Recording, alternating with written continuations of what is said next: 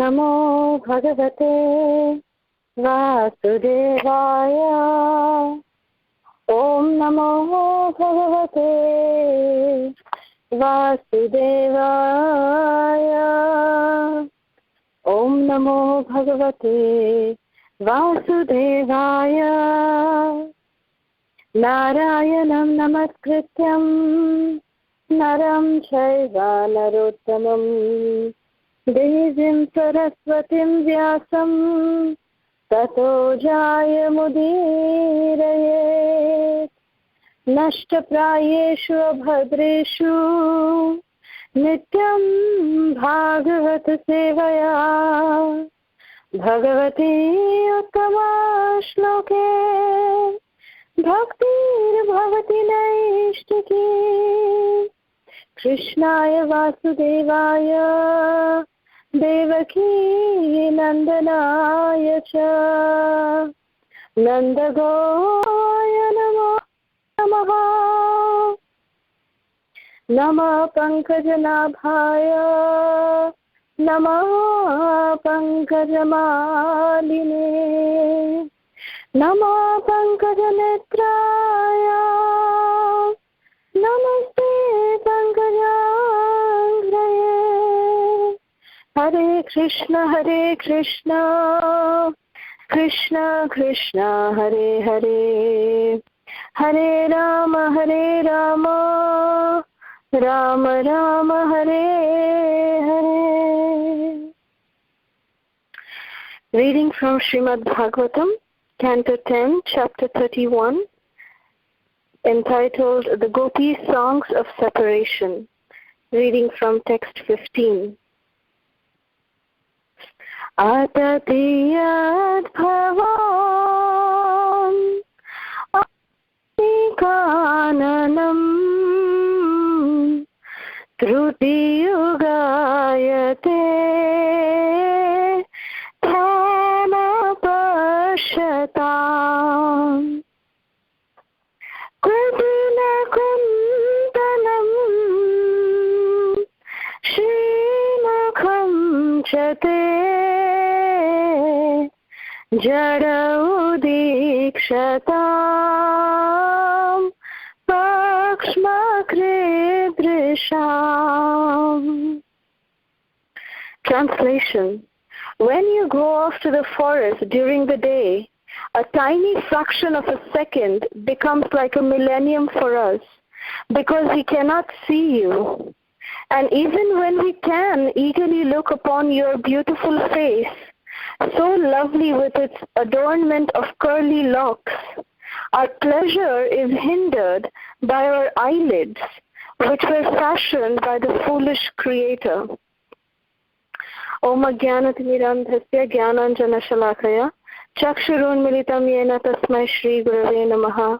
Namo Vishnupadaya Krishna Pristhaya Bhutale Srimate Radhanath Swaminiti Namine. Namo Vishnupadaya Krishna Pristhaya Bhutale Srimate Jayapataka Swaminiti Namine.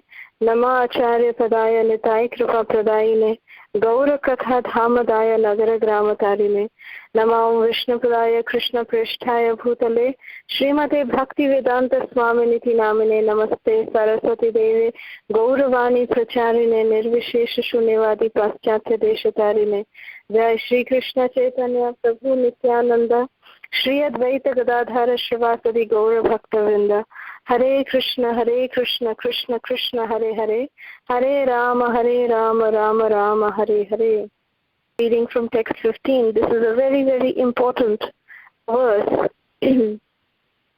where a lot of very, Guru Tattva, Gopi Gita, somehow I always feel when it is spoken in Hindi, it has its, true fulfillment, I feel, because I've heard it so much from His Holiness Srila Radha Govinda Maharaj and His Holiness Srila Radha Raman Maharaj. I just feel that when I repeat their words exactly how they speak it, I feel that we can really, absorb in that same mode. However, Srila Prabhupada has transcendentalized the English language by using it. So therefore, we will continue to speak in English. But as I was saying, that this Gopi Gita every verse has a very, very deep meaning, a very deep understanding by which we can understand that we can try to delve into the inner modes of the gopis, and this, concept, this secret has been revealed to us by our acharyas, our Vartaman Guru Vrindas. So we are really, really grateful to them for, doing all the research and giving it to us on a silver platter. So we just repeat their words, and then we can derive the same benefit of, understanding the mood of the gopis as, in the proper way and as it is, so to speak. So here the gopis are continuing to glorify Krishna, of course, and at the same time they're also in such a position. Srila Radharaman Maharaj explains that the gopis are in such a platform that they can call Lord Brahma foolish. Jadaha. Jadaha in the last line, the first word of the last line is Jada. Jada means foolish. And who is the one who is foolish? The one who is the creator, which is Lord Brahma. Who is Lord Brahma? So they are so carefully calling, Lord Brahma to be foolish, because why? Because he has created the eyelids. And they are chastising Lord Brahma. They're calling him very, very foolish, that, some of us don't even realize, right? I mean, for us, blinking of the eye is like taking breath, isn't it? It's become like part of our lives. We don't even realize. We don't have to, remember to breathe. We breathe automatically. So even the blinking of our eye, it is actually something, it's become a part of our existence. We don't have to remember to even blink our eyes. And we don't even feel that whatever we are looking at, that the blinking of an eye is actually less than, a millennium of a second. It's so small. It's a truti. Truti, it is explained that it is a millionth part of a second. This truti, nimisha, all these are actually counterparts and, like parts of a second. A muhurta, it is called a muhurtam. One muhurtam is, it is a compilation of these nimishas. It's made up of nimishas. It's made up of trutis. So like this, truti, of course, in another Sanskrit word, it also means lack, like we are lacking in something, means hamme ye truti hai, in that context also. But Sanskrit is such a language that based on the context in which it is being used, it has different meanings. So the context in which this is being used, Srila Prabhupada, not Srila Prabhupada, but disciples of Srila Prabhupada, I think, have written here, that this truti means it is about 1 part of 1700 of a second. The 1700th part of a second is 1 truti. So we can understand that is the moment that we blink our eye for. It's for 1/1700 part of a second. And that also the gopis are feeling that it is an obstruction for them to actually see Krishna with unblinking eyes. They want to actually relish the beauty of Krishna with unblinking eyes. And they are chastising the Creator, Lord Brahma, that why did you create these eyelids that we have to blink so many times and our vision of seeing Krishna is being obstructed. So the gopis are continuing to say that when you go off to the forest, O Krishna, during the daytime, that atati yad bhavan ahani kananam, that when you leave from, Vrindavan and when you go into the forest, each, moment, this 1700th part of a second, that becomes like a yuga. It becomes like an entire millennium in separation from you. So kutila kuntalam shri mukham chate, and when you return from the forest, How do you look? You look as if, your face, your beautiful moon-like face is actually covered with beautiful locks of your soft blackish hair, and you're covered in dust. And this, beautiful feature of yours, when you come down, when the sun is about to set, the way you come, it is extremely beautiful. You are so gorgeous, O Krishna. And when we see you, that you're coming back from the forest, when we see you, we try to drink the nectar through our eyes. We try to drink the nectar of your beauty through our eyes. And we feel very bad at that time, because the drinking of your beauty through the vision of our eyes gets obstructed because of our eyelids keeping on blinking. So this is what the gopis are saying. What kind of level of devotion they are at. It is unsurmountable. It is incomparable. It is incomprehensible. It's even very, very difficult to even understand the kind of love that the gopis have for Krishna. Now, the question may be asked that, the gopis have so much love for Krishna, but what about Krishna? Doesn't Krishna reciprocate at all with the gopis? We'll see, of course, towards the end of this chapter and the beginning of the next chapter, how Krishna says that he is always with the gopis. He's never left the association of the gopis, actually. He says that. But it's just that he was physically not visible. But at the same time, how does Krishna reciprocate with the love of the gopis? Krishna, when he returns from the forest every evening, Krishna also knows very, very well that the gopis are actually waiting. Some of them are waiting at their windows. Some of them are waiting at their courtyards. Some of them are waiting on the rooftops or the terraces of their homes to see Krishna. When will Krishna come back from the forest? They are all waiting for him. And Krishna, just to reciprocate with their love, do you know what he does? Krishna, he will run into it is said that Krishna, every feature of Krishna is Tribhanga, right? Krishna is Teda. Teda means crooked. He's not, just like you see Lord Ram, he's always very straight. Lord Ram's arrow, it is also very straight. So Lord Ram, he is Maryada Purushottam, and then he sees you also. Whenever you take darshan of Lord Ram, he's got no, bending, no this, that in his form. He's just standing straight in attention. He's standing. So he's very straight. But Krishna is crooked. His form, his form is famously known as Tribhanga Lalita. That Krishna has a threefold bending form. He is bent in three parts of his body. He is not bent in only one part. He is bent in Tribhanga. In three parts of his body, he is bent. In his neck, on his waist, and on his knees.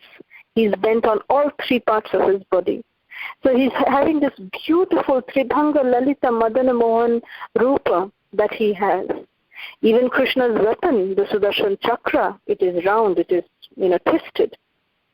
Now, Krishna's Lakuti, Lakuti is the one with which Krishna grazes the cow, the stick with which he herds the cows. Now, that stick, for every other cowherd boy, it's actually straight, but Krishna's is the only one that he has a crooked one. It is said that Krishna loves to bathe in the Jamuna.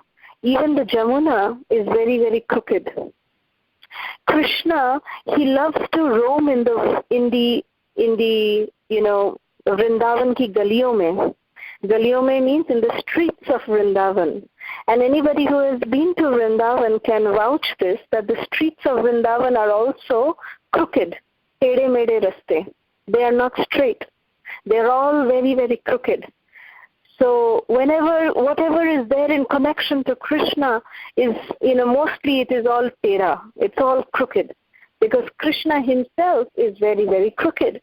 And therefore, Krishna, what he would do is that he would actually go into these crooked lanes of the of Vrindavan, while he would return from the forest, Krishna would run into these little lanes, little streets, and then he would go into the house of one of the gopis, and he would say, who would be sitting at the window, the gopi would be sitting at the window, because outside in the door, her mother-in-law would be sitting, who would not allow the gopi to go and see Krishna. So then Krishna would come near the window and say, "Hey Gopi, hey my Sakhi, have you seen my cow? Have you seen my Dhavali? Did she come here? Have you seen her?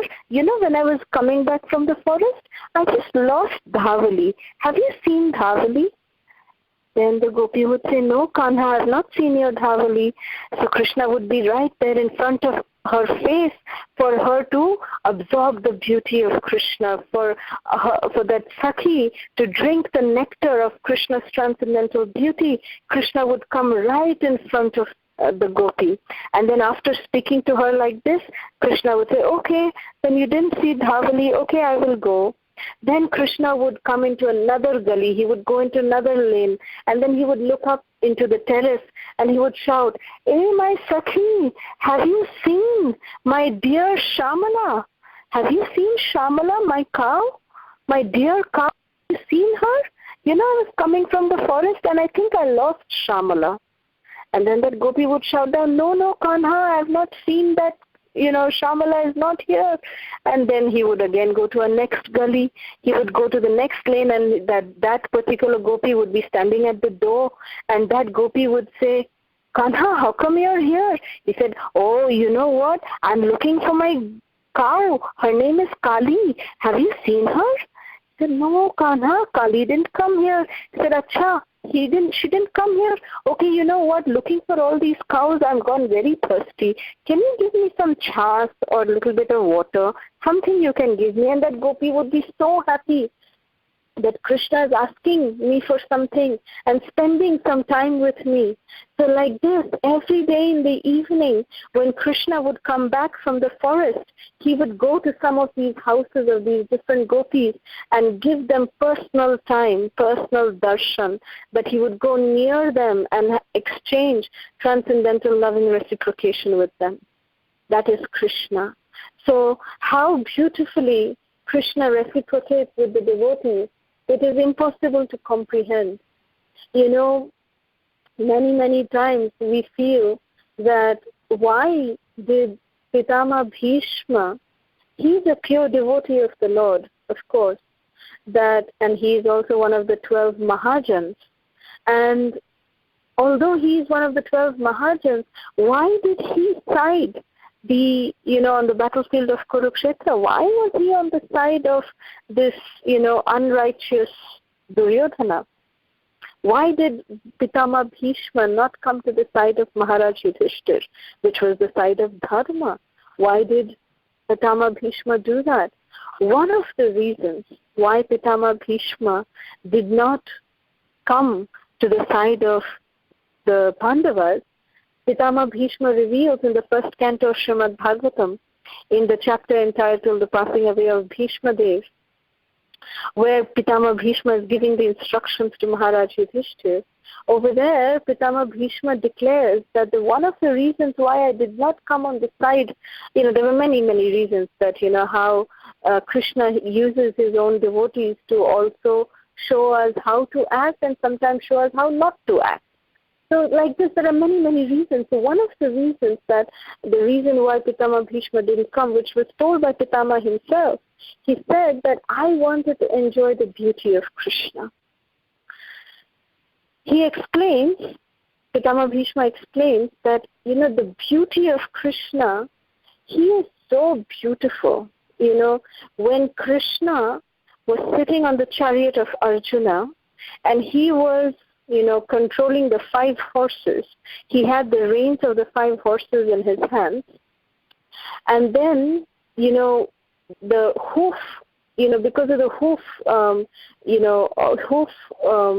the horses, there was so much of dust that was actually first flowing into Krishna's body. So here, actually, this analogy was given yesterday by His Grace Lal Govinda Prabhu, who is giving katha here in Mayapur, and I had the opportunity of listening to him yesterday evening. And this particular analogy, Prabhuji was speaking in his class. And he said this, that, he gave the analogy that how Krishna, when, the dust from the hoof of the horses was coming onto Krishna's body, he was getting completely filled with that dust. And then the amount of, mehnat, the kind of struggle that Krishna was going through to control the horses under the scorching sun, Krishna was getting little sweaty from his transcendental body. There was, like sweat coming. And Krishna is already Tamal Varna. Tamal Varna means like the shade of the Tamal tree. Tamal tree is black in color, Sham Varna. So Krishna's Varna was getting covered with the dust, and the sweat was appearing like diamonds on the blackish forehead of Krishna. And then the locks of his hair was just like, soft black cotton, so soft, so silky, and it was coming all over his face because the wind was blowing it in such a way that it was increasing the beauty of Krishna to its magnitude, so much beauty of Krishna. So Pitama Bhishma is telling Arjuna that, my dear Arjuna, although Krishna was your chariot driver, but you were never able to enjoy this beauty of Krishna, which I was able to enjoy because I was on the other side. So I would see Krishna coming in this way towards me, trying to, bring your chariot towards me. So I got the darshan of this beautiful, enchanting form of Krishna, just like how Krishna in his Tamal Varna, his Shama Varna, he is wearing the Pitambar, yellow dhoti, and his black hair is coming on his face, locks of hair coming on his face, and then his, the droplet of sweat on his forehead is like diamonds, it's shining like diamonds. This beauty of Krishna, and his lotus eyes are just, like petals of lotus, and his eyes were really, really, kind of reddish, because Krishna was displaying some transcendental anger also. And, and then his lips were like as soft as rose petals, like reddish like the rose petals. This beauty of Krishna, my dear Arjuna, you were not able to see. You were able to see only the back of Krishna, because he was the chariot driver of yours. But I was able to get this beautiful darshan, Pitama Bhishma said. So this is one of the reasons why Pitama Bhishma chose to be on the other side, so that he could see this beauty of Krishna, so that he could drink this transcendental beauty of Krishna. So this beauty of Krishna, the beauty of Krishna's lotus face, it is aspired to be seen by many, many, many, many devotees. And one of them, which I again would like to narrate, is in this same canto, 10th canto, chapter 23, entitled The Brahmana's Wives Blessed. This is text 23. I'd like to just read it a little briefly. And so we all know that how Krishna and Balaram were very, very hungry, along with all the sakhas one fine day. There's a big katha to this, but I won't go into too much details. But the gist of it is that Krishna and Balaram and the sakhas were very hungry, and then Krishna and Balaram told the sakhas to first go to the brahmanas and to get some prasad from them. And the brahmana said, oh, no. Oh, we have to still do the yajna, we have to do the sacrifice, only then we're going to give. Nothing doing now. So then the sakhas came back empty-handed, and then Krishna said, okay, now you go back to the brahmana patnis, go to the dvija patnis, the wives of the brahmanas, and beg them. So then the sakhas went back and said, Maya, Kanha and Balaram, they are in the forest, they are very, very hungry. Even we are very hungry. Can you give us some prasad? And, they are the heart of a mother. their hearts immediately melted and they said, of course, Krishna and Balaram are hungry. Why not? Of course. They took everything that they could. They collected all that and they are coming to see Krishna. So when they were coming to see Krishna, it is explained by Srila Shukadev Goswami that what was the vision that Krishna manifested to the Dvija Patnis when they were coming with unalloyed, unmotivated, uninterrupted mode of devotional service towards Krishna. What was the way that Krishna gave his darshan? So that is what we will read here. Shyamam hiranya paridhim vanamalya baraha dhatu pravata natavesha manovratam se vinyasta hastam mitarena dhunanam abjam Karnotpalalaka kapola mukhabjahasam. Translation. His complexion was dark blue and his garment golden, wearing a peacock feather, colored minerals, sprigs of flower buds, and a garland of forest flowers and leaves. He was dressed just like a dramatic dancer.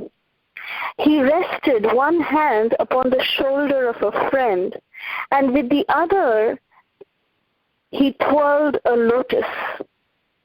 Lilies graced his ears, his hair hung down over his cheeks, and his lotus-like face was smiling. So this is the beauty of Krishna. This particular verse was actually recited by Srila Radharaman Maharaj when he was giving class during the Brajamandal Parikrama at one of the first stops when we were walking from Vrindavan towards Mathura. The first stop is a place called Bhatran Bihari temple, and this temple is the place where actually the Dvija Patnis had come to feed Krishna, Balaram and the Sakhas. So here the Dvija Patnis had brought bhat or rice for Krishna and Balaram and the Sakhas. So here the deity is called as, Krishna is called as Bhatran Bihari, the one who is eating bhat or rice. So here in this temple, just a little farther away from this temple is the most famous ghat called as the Akrura Ghat, where Akrurji had the darshan of Krishna and Balaram, both inside the Jamuna and outside the Jamuna. And this is the place where, Brajendra Nandan Krishna stayed back and Dwarkadhish Krishna left for Mathura, or Vasudev Krishna left for Mathura. So at this place, at this temple of Akrura Ghat, Srila Radharaman Maharaj is describing from this verse. And Maharaj said that Krishna's beauty is so amazing that just imagine that he was standing under a tamal tree and Krishna was not standing alone. Krishna had his left hand over the shoulder of one of the sakhas. He kept his hand on one of the shoulder. He was standing and his hand was resting on the shoulder of one of the boyfriends of Krishna, one of the sakhas. And with his right hand, Krishna was twirling a lotus flower. Twirling, how we just keep making the lotus flower go round and round. So like this, Krishna's hand was moving in a circular motion. And then, what did the Dvija Patnis see? That they saw that Krishna was wearing beautiful golden, garments, beautiful, pitambari, dhoti he was wearing a peacock feather, and Krishna's lotus face was actually painted with different kinds of minerals. Minerals, it is explained in another book by the Goswamis that these minerals were found in the foothills of Govardhan. In different rocks, there were different kinds of powders, different kinds of ashes that were found. And, sometimes these boys, the sakhas, they would, just make powder with some stone, and they would, just put it on, design it on Krishna's lotus face and paint him with all these different kinds of colored minerals. And thus, Krishna's lotus face would appear so beautiful. And Krishna would be decorated always with Vaijayanti Mala, which is, made with forest flowers, tulasi, leaves, and, it has 5 different kinds of ingredients in the Vaijayanti garland. And thus, he appeared just like a beautiful dramatic dancer. And how is the lotus face described? He's saying that lilies were gracing on top of his ears. So on either side of his ears, he had beautiful small lilies. And the lock of his hair, it hung down over his cheek. So his cheeks were actually, his hair was in such a way that it had a little wave and it was touching his cheek. And his lotus-like face was always smiling. It was hasya, always smiling. So this is the beauty of Krishna, how beautifully the Dvijapatnis saw and relished the beauty of Krishna, just like the way the gopis are explaining here, that they are really wanting to see Krishna with unblinking eyes. And thus they're cursing Lord Brahma that, why did you give us eyelids, O Lord Brahma? You are a foolish creator. You should not have kept eyelids. And to reciprocate with this an incomparable kind of love of the Brajavadhus, Sri Krishna, he actually came with unblinking eyes as Lord Jagannath. So Lord Jagannath, if you notice, he does not have eyelids. So he is known as the Lord who does not blink. He has defied the laws of creation. Lord Jagannath, he actually, it is said that all the rituals that happen to a human being, all those rituals actually happen in the temple of Lord Jagannath. Right from the birth of a person to the death of a person. The way the rituals are done, it is just like how a normal human being's rituals are done. That is the way Lord Jagannath actually, is. He does not sleep throughout the day. He actually takes rest. There's no fixed time for him to take rest. He'll sometimes sleep at 11:30 in the night, sometimes at 12:30 in the night.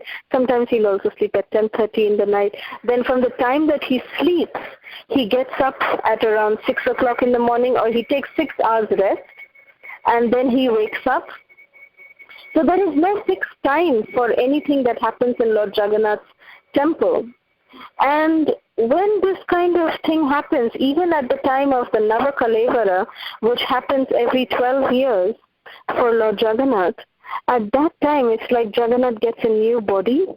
So the Pandas, the pujaris of Lord Jagannath, they actually mourn the death, the so-called death of the previous deity. They mourn the death of Jagannath, the passing away of Jagannath, and they welcome, the new deity in that way. So these rituals, then after Snanyatra, how Jagannath gets sick, till Rath Yatra, Jagannath is actually sick. So no other deity, ever gets sick. So Lord Jagannath is something very, very special. He actually, every activity of Lord Jagannath is just like the way a normal human being, undergoes different rituals in their life. But the only thing, he defies the law of creation because Lord Jagannath does not have eyelids. It is because of this verse, because of this love that the gopis have for Krishna. Krishna is reciprocating with their love by accepting the form of Lord Jagannath. And he said that you wanted not to have eyelids. I will not have eyelids so that I can see all my loving devotees with unblinking eyes. That is Krishna. How merciful Lord Krishna is. How much Krishna loves us. We cannot comprehend that. Whatever little service we may be doing, but Krishna, his reciprocation, his love is much, much more. It is millions and millions of times more than what we can ever do for Krishna. So we are doing nothing for Krishna, how much Krishna is actually doing for us. And the same goes to speak of our spiritual masters. How much are we able to do for our spiritual master, for what the spiritual master has done for us? The spiritual master has assured that if we can, stick to all the principles and follow everything that he has said, that he has assured us he will take us back home, back to Godhead. What mercy, what compassion, and how much opportunity we are getting to render service. It is simply the mercy of Srila Prabhupada and our Guru Vargas. So what we are able to do for them is nothing what they are doing for us. So this is mercy. This is called as causeless mercy. How much Krishna loves us, we cannot even comprehend that. Just by this one word of the gopis, how Krishna himself manifested in the form of Lord Jagannath to reciprocate with the love of the gopis is incomprehensible. This is the mercy of Krishna. And that same Krishna, when he came as Sri Krishna Chaitanya Mahaprabhu, in the Shikshashtakam, Sri Krishna Chaitanya Mahaprabhu, in the mood of the gopis, he has said something very similar to this particular verse. Mahaprabhu says, Yugaitam nimishena chakshusha pravrishayitam shunyayitam jagat sarvam govinda virahena me.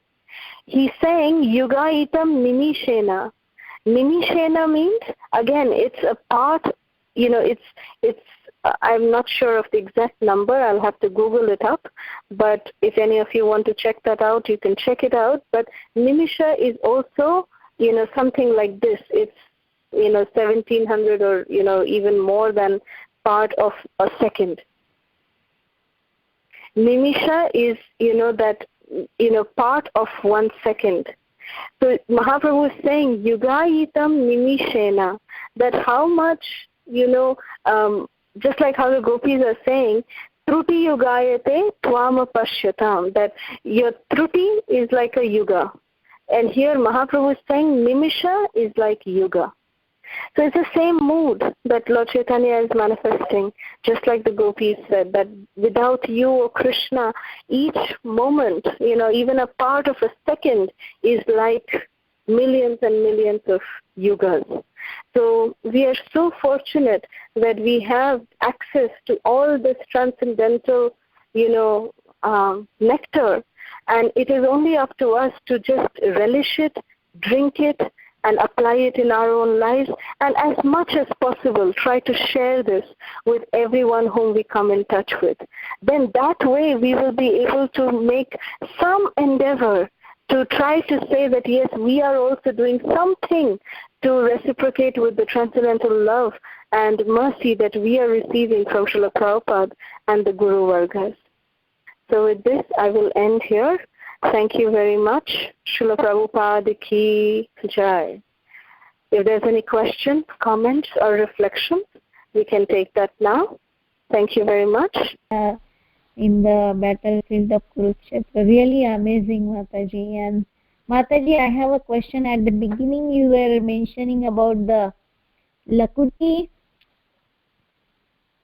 Mm-hmm. So yes. Can you say more about that? Lakuti? Lakuti means the cow herding stick. Okay. Is that the stick was... Huh? Is that something special for Krishna? Yeah, it is something that is there with Krishna. Mm-hmm. The deity especially holds it all the time. We keep the Lakuti with... You see any deity of Krishna, he has a stick. Oh, okay. Yeah. In one hand we keep the flute, and the other hand Krishna has that herding the cows for like a stick. Yes. So that is what is called a lakuti. Yes.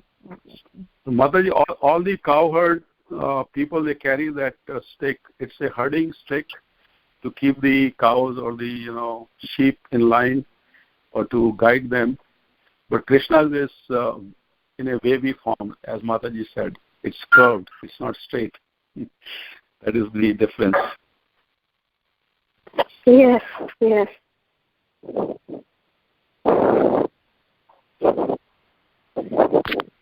Mataji.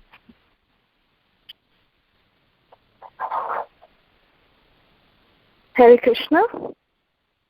Hare Krishna, Mataji.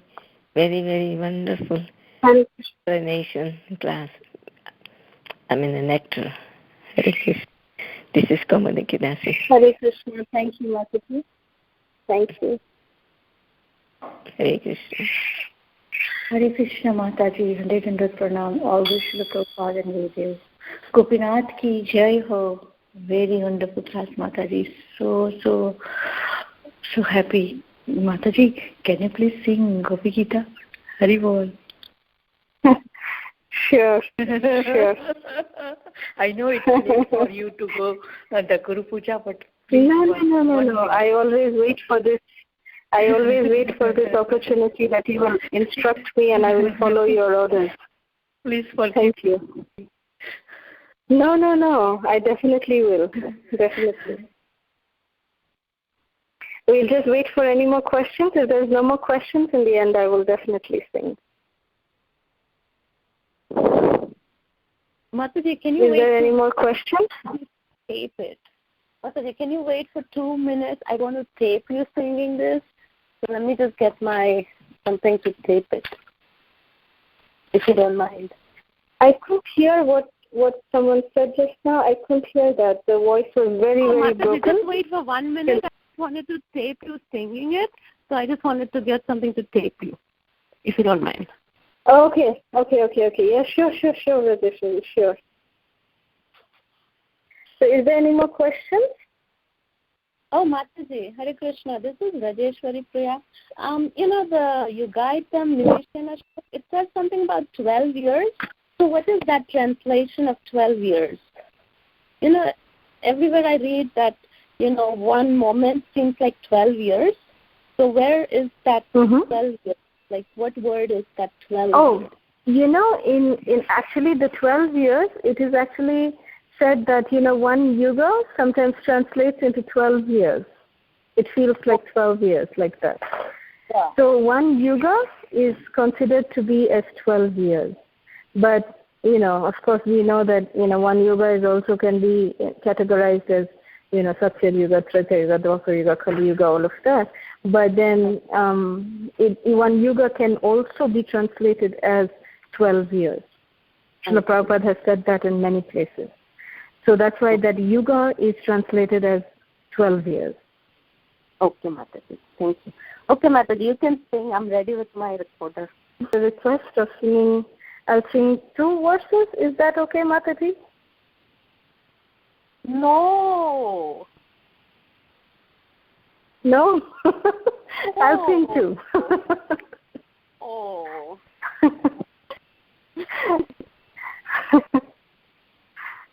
So 2 or 3 verses, because otherwise everyone will feel that, oh, what is going on? Everyone wants you to sing. I've been really wanting you to sing since Vraja told me about this Gopi Gita when we did the Vraj Mandal Parikrama. She's always singing this Gopi Gita, and she would always tell me Kalasudha Mataji would sing. Anyways, so I was really hoping. Well, I can't sing the whole thing. Okay. I can't sing the whole thing. It's 19 verses, but I'll sing 2, 3 verses. I'll sing some of my favorite ones. Okay, ma'am.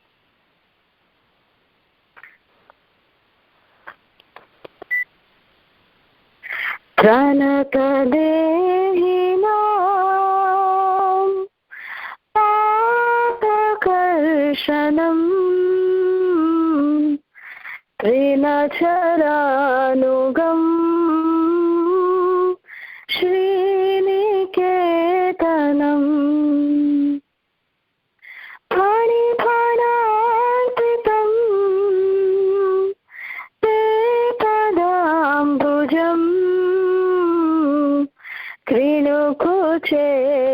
न कृन्धिरिच्छयम् मधुरया गिरा वन्दवाक्यया बुधमनोयया पुष्करे क्षणा विधिकरीरिमा निरमोयति अधरसिधुना यायस्वना तव कथामृतम् तप्तजीवनम् कविभिरीडितम्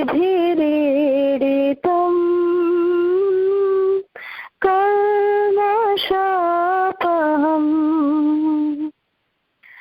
श्रद्धापूर्वकम्